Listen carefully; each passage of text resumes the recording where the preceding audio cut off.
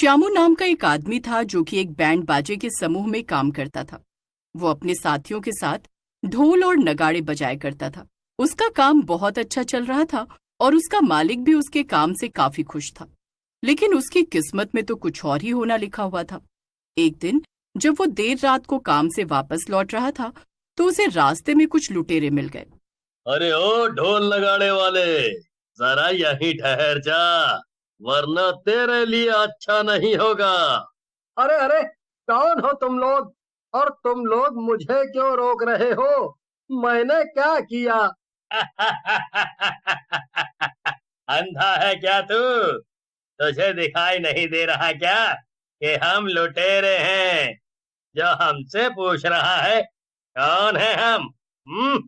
अब चल, तेरे पास जो कुछ भी हो हमें जल्दी से दे दे। अरे, मेरे पास इस ढोल और नगाड़े के अलावा कुछ भी नहीं है। मुझे जाने दो। लगता है ये सीधे तरीके से नहीं मानेगा।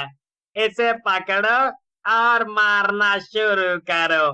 तीनों लुटेरे श्यामू को पकड़ लेते हैं और उसकी पिटाई करने लगते हैं। लेकिन श्यामू के पास से बस कुछ चिल्लर पैसे ही मिलते हैं। अरे, ये तो सच में बहुत बड़ा फकीर मालूम होता है। अब क्या करें? इसे तो हमने मुफ्त में ही पीट दिया। अब अगर इसके ऊपर हमने इतनी मेहनत की है तो ऐसे बेकार थोड़ी जाने देंगे। इसके ये ढोल नगाड़े हैं ना, यही लूट लेते हैं। चोर बाजार में इसकी अच्छी कीमत मिल जाएगी। नहीं नहीं, ऐसा मत करना। ये ढोल नगाड़े ही मेरा पहला प्यार है। और उससे भी बड़ी बात ये है कि मैं इनका अपनी जान से भी ज्यादा ख्याल रखता हूँ।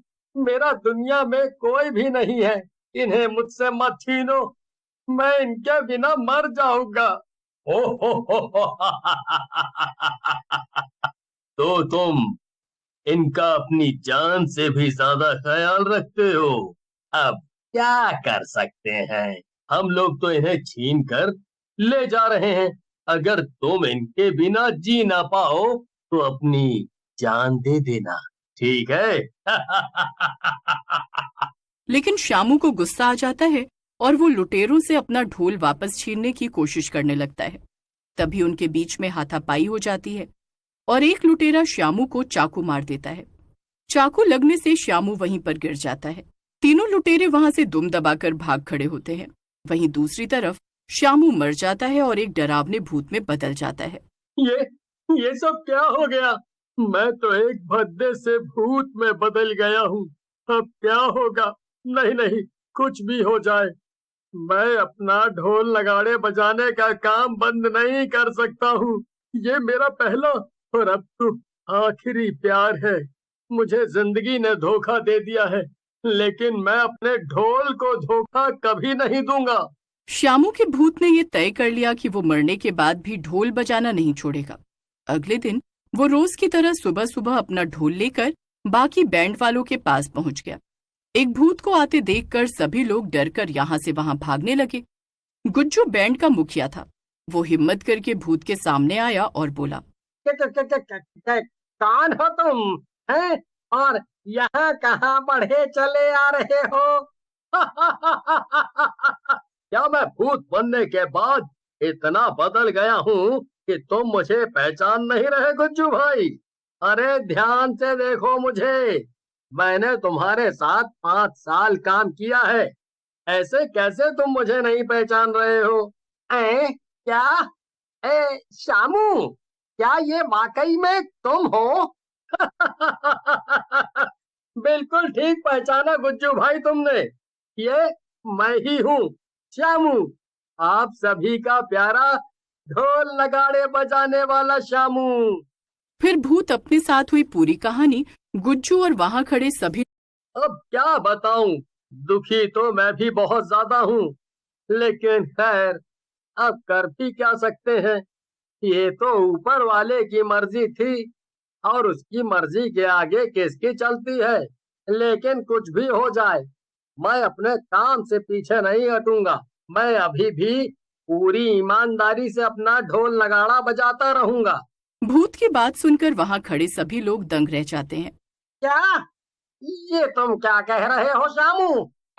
ये भला कैसे हो सकता है, हैं? तो तुम कैसे ढोल बजा सकते हो? अब तो तुम भूत बन गए हो ना। भूत ढोल नहीं बजा सकते क्या?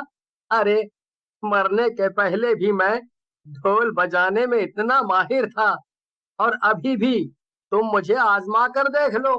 बात कला की नहीं है श्यामू, बात यह है कि अगर एक भूत हमारे बैंड में ढोल बजाएगा तो लोग क्या कहेंगे?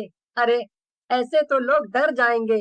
तो तुम मुझे मना कर रहे हो? क्या तुम्हें अपनी जान प्यारी नहीं है? तुम्हारी मुझे मना करने की हिम्मत भी कैसे हुई? भूत की धमकी सुनकर वहां खड़े सभी लोग डर गए। मजबूरी में उन्हें भूत को भी अपने साथ ले जाने के लिए मानना ही पड़ा। गुज्जू ने बैंड के सभी लोगों को समझा दिया था कि उन्हें भूत के आसपास घेरा बनाकर रखना है ताकि उसे कोई देखने न पाए। बैंड के सभी लोग डरे हुए थे, लेकिन उनके पास और कोई रास्ता भी नहीं था। न चाहते हुए भी वो सब भूत को लेकर एक शादी में पहुंचे जहां पर उनके बैंड को बुलाया गया था। श्याम का भूत हमेशा की तरह जोर जोर से खूब जोश में आकर ढोल बजाने लगा। कुछ देर तक तो बाराती यहाँ वहां नाचते रहे और फिर वो सब बैंड वालों के बीचों बीच आकर नाचने लगे।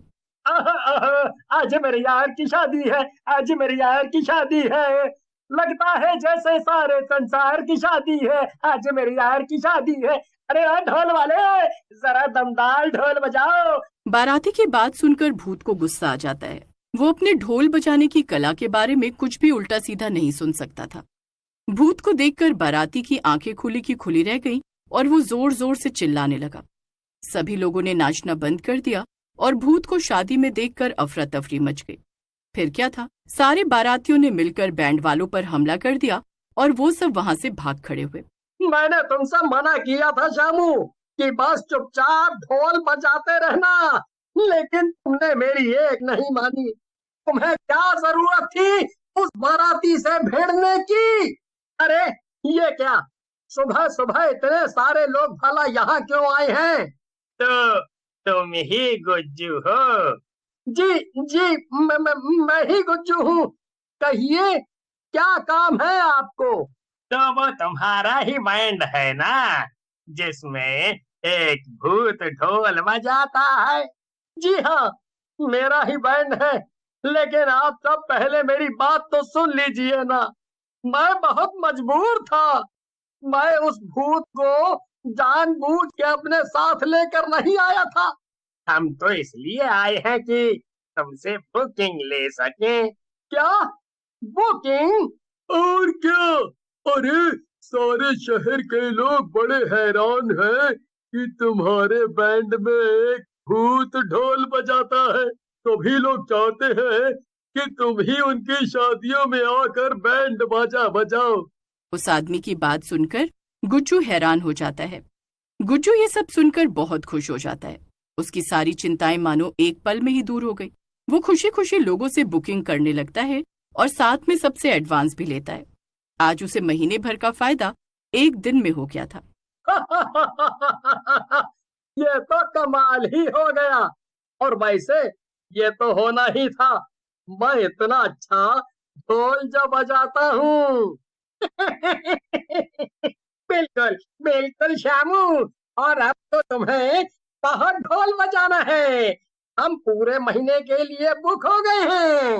हाँ, क्यों नहीं, मैं तो एकदम तैयार हूँ।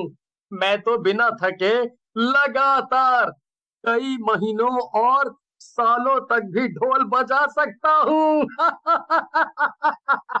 फिर क्या था, श्यामू भूत ढोल बजाने वाला पूरे इलाके में मशहूर हो गया और इससे गुज्जू का भी बहुत फायदा हुआ।